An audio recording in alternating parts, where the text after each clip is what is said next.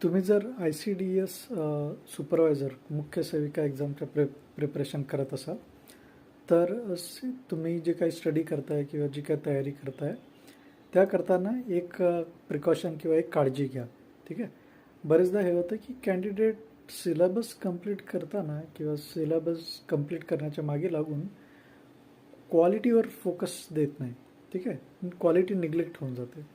तुम्ही बुक्स वाचतायत वरचेवर, खूप सारे क्वेश्चन पेपर सॉल्व करताय किंवा खूप सारे व्हिडिओज बघताय.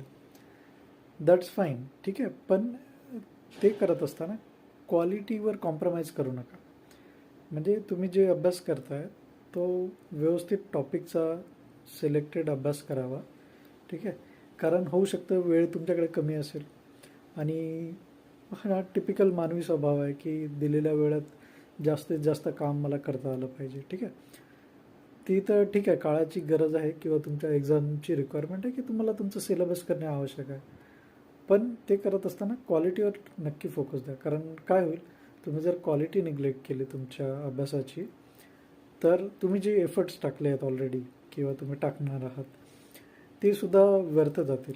तुम्ही जर क्वालिटीवर फोकस केला नाही तर जस्ट हां बाबा मला एवढे दिलेले चॅप्टर्स किंवा दिलेले एवढं बुक्स मी किंवा इतके पानं मी कंप्लीट करणार म्हणजे करणार, ते तर करणे आवश्यक आहे. पण तुम्ही जे क्वालिटीवर काम करता ना ते करत असताना जसं तुमचं स्किल नॉलेज इम्प्रूव्ह होतं तसं तुमचं स्पीडही हळूहळू वाढेल. मे बी सुरुवातीला तुमची स्पीड कमी असेल त्यामुळे तुम्हाला वाटणे स्वाभाविक आहे की माझा सिलेबस कंप्लीट होणार नाही, माझा पोर्शन कंप्लीट होणार नाही आणि मग तुम्ही ते सिलेबस कंप्लीट करण्याच्या मागे लागाल.